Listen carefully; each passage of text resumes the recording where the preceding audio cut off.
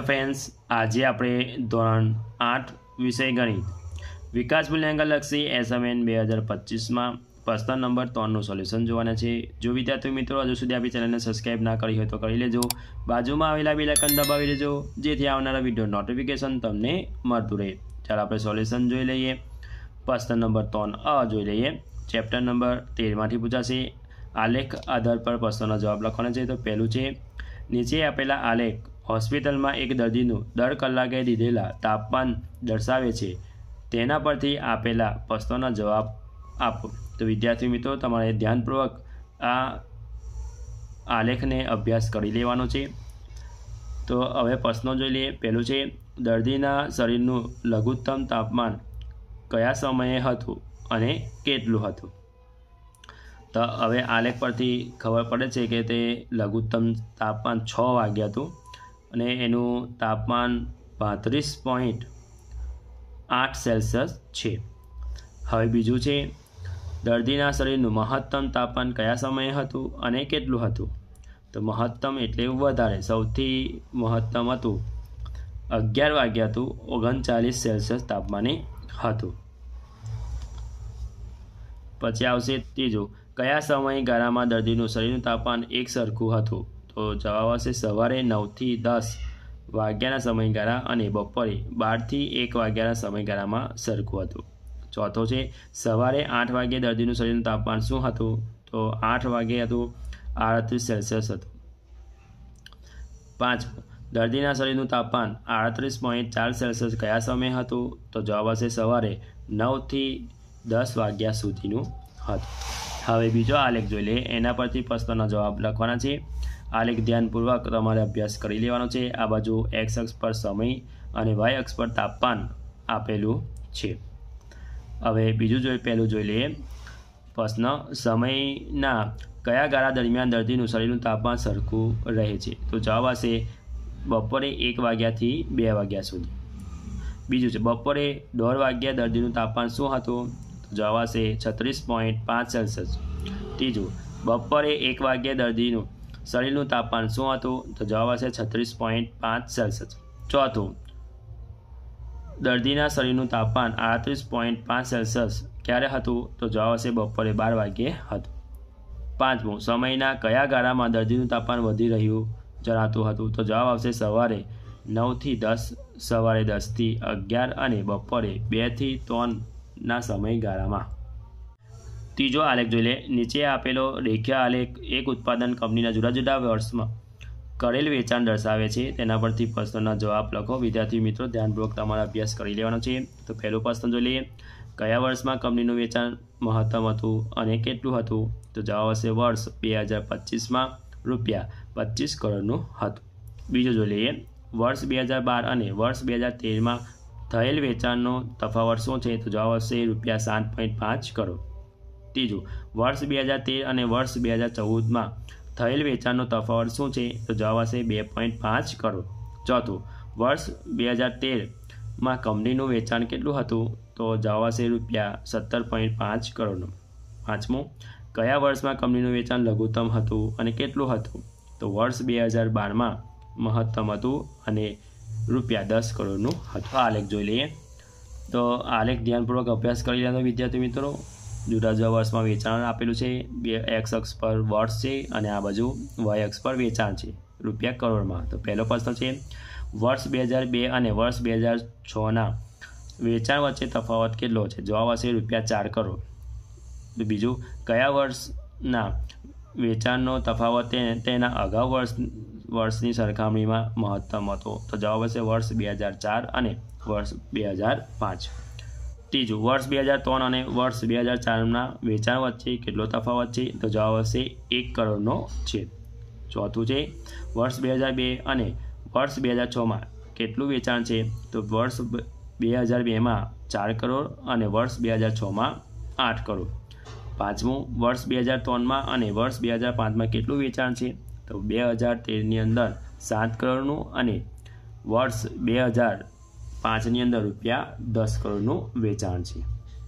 પ્રશ્ન નંબર 3 માહિતીના આધારે આલેખ દોરો। Chapter number 13।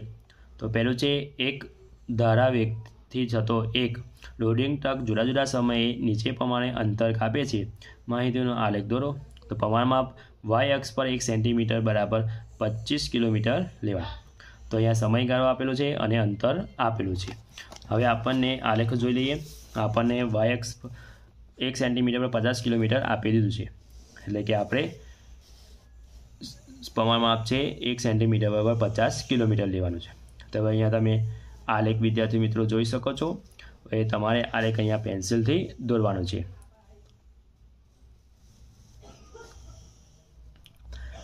એક્સ અક્ષ પર આવશે સમય અને વાય અક્ષ પર આવશે અંતર. વિદ્યાર્થી મિત્રો અહીંયા આપણે તમારે પેન્સિલની મદદથી આપણે આલેખ દોરવાનો રહેશે.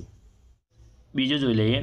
એક હોસ્પિટલમાં જુદા જુદા 6 માસમાં જન્મેલા બાળકોની સંખ્યા નીચે કોષ્ટકમાં દર્શાવ્યા મુજબ છે. માહિતીનો રેખીય આલેખ દોરો. પ્રમાણમાપ છે વાય અક્ષ પર 1 સેન્ટીમીટર પર બરાબર 10 બાળકો લો. તો માસ છે જાન્યુઆરી, ફેબ્રુઆરી, માર્ચ, એપ્રિલ, મે, જૂન. બાળકોની સંખ્યા છે 78, 48, 56, 84, 66 અને 92. તો વિદ્યાર્થી મિત્રો આલેખ જોઈ લઈએ આપણે. પ્રમાણમાપ વાય અક્ષ પર 1 સેન્ટીમીટર બરાબર 10 બાળકો. તો વિદ્યાર્થી મિત્રો તમે આલેખ અહીંયા જોઈ શકો છો. આલેખ તમારે પેન્સિલની મદદથી દોરવાનો રહેશે. તો એક્સ અક્ષ પર માસ લખવાના છે જાન્યુઆરી, ફેબ્રુઆરી, માર્ચ, એપ્રિલ, મે, જૂન. અને વાય અક્ષ પર બાળકોની સંખ્યા. પેન્સિલની મદદથી તમારે આલેખ દોરવાનો રહેશે. ત્રીજો આલેખ. નીચે કોષ્ટકમાં આપેલી માહિતીનો રેખા આલેખ દોરો. તો પ્રમાણમાં વાય અક્ષ પર 1 સેન્ટીમીટર બરાબર ₹50. તો કેરી કિલોગ્રામમાં આપેલી છે અને કિંમત રૂપિયામાં આપેલું છે. તો આપણે અહીંયા એક્સ અક્ષ પર કેરીનું કિલોગ્રામમાં લેવાની છે અને વાય અક્ષ પર કિંમત રૂપિયામાં લેવાની છે. અને પ્રમાણમાપ છે 1 સેન્ટીમીટર બરાબર ₹50. તો તમે વિદ્યાર્થી મિત્રો રેખીય આલેખ જોઈ શકો છો. એક સીધી રેખાનો જ આલેખ છે. એક્સ અક્ષ પર અહીંયા કિલોગ્રામ 1, 2, 3, 4, 5 કિલોગ્રામ લગેલી છે અને આ રીતે તમારે પેન્સિલથી દોરવાનો રહેશે. ચોથો. નીચે ટામેટાનો જથ્થો અને તે જથ્થા મુજબ ચૂકવવાની રકમ કોષ્ટક દર્શાવ્યું છે. માહિતીનો આલેખ દોરો. પ્રમાણમાપ છે વાય અક્ષ પર 1 સેન્ટીમીટર બરાબર ₹250 લો. તો અહીંયા વિદ્યાર્થી મિત્રો આપણે કિલોગ્રામ ટામેટાના એટલે 10, 20, 30, 40, 50 એક્સ અક્ષ પર લેવાના છે અને ચૂકવવાની રકમ રૂપિયા આપણે વાય અક્ષ પર લેવાની છે. તો તમે આલેખ જોઈ શકો છો. પ્રમાણમાપ છે વાય અક્ષ પર 1 સેન્ટીમીટર બરાબર ₹250. આ આલેખ રેખીય આલેખ છે. તમારે પેન્સિલથી દોરવાનો રહેશે. આ રીતે આલેખ. હવે વિદ્યાર્થી મિત્રો પ્રશ્ન નંબર 3 નું સોલ્યુશન ચેપ્ટર નંબર 7 માટે છે. તો પહેલું છે ટીવીની વેચાણ કિંમત ₹32,000 છે. તેના પર 8% GST આપવો પડે તો ટીવી ખરીદવા કેટલી રકમ આપવી પડે? તો વેચાણ કિંમત છે અહીંયા ₹32,000. GST છે 8%. તો ₹100 8% GST. તો 32,000માં રૂપિયાના કેટલા? તો 32,000 ગુણ્યા 8/100. તો મીંડું 2 મીંડા અહીંયા કટ થાય તો 320 ગુણ્યા 8.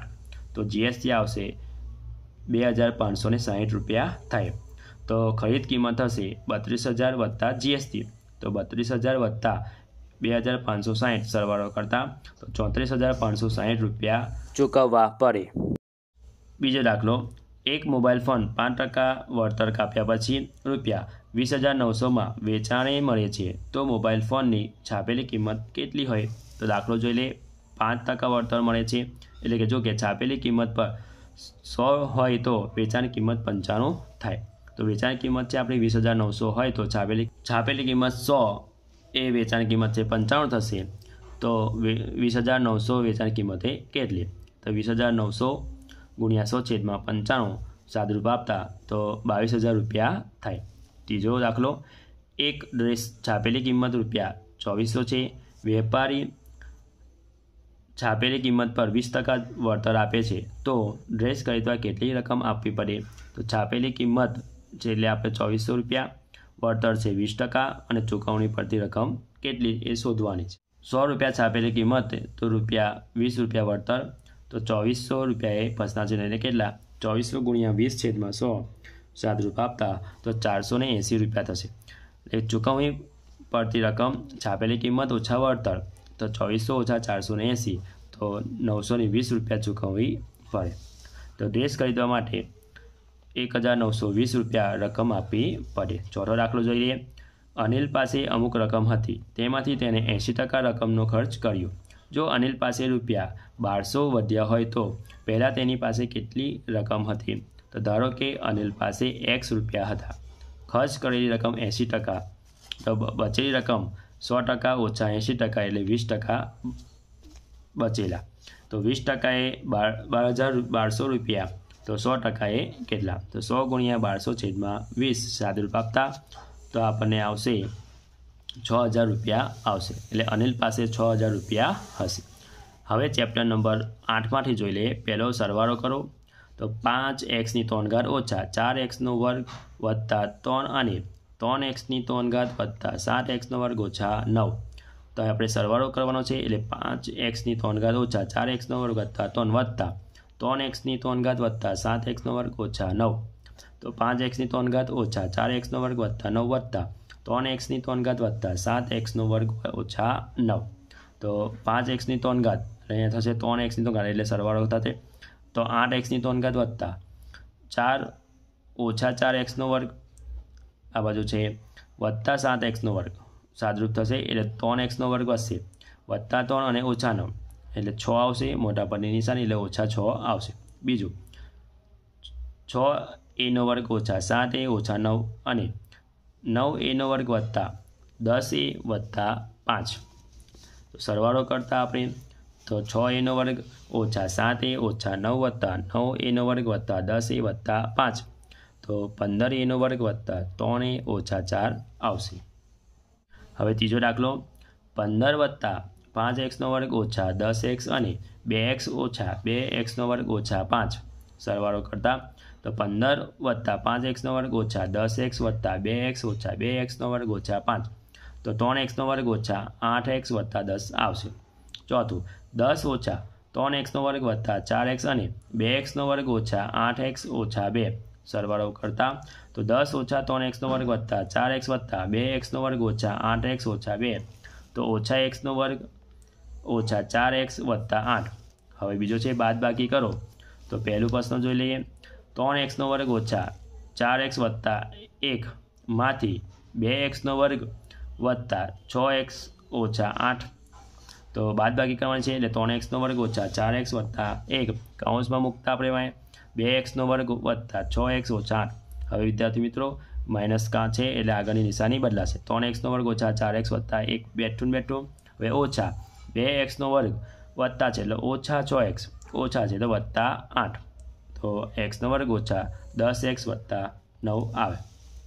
બીજું 8x² ઓછા 6x ઓછા 11 માંથી 5x² વત્તા 4x ઓછા 7 બાદબાકી કરવાની છે એટલે કે કૌંસમાં મૂકતા 8x² ઓછા 6x ઓછા 11 ઓછા કૌંસમાં 5x² વત્તા 4x ઓછા 7 8x² ઓછા 6x ઓછા 11 એવા ને એવા ઓછા 5x² વત્તા છે તો ઓછા 4x ઓછા છે તો વત્તા 7 સાદુરૂપ આપતા 3x² ઓછા 10x વત્તા 4 આવે।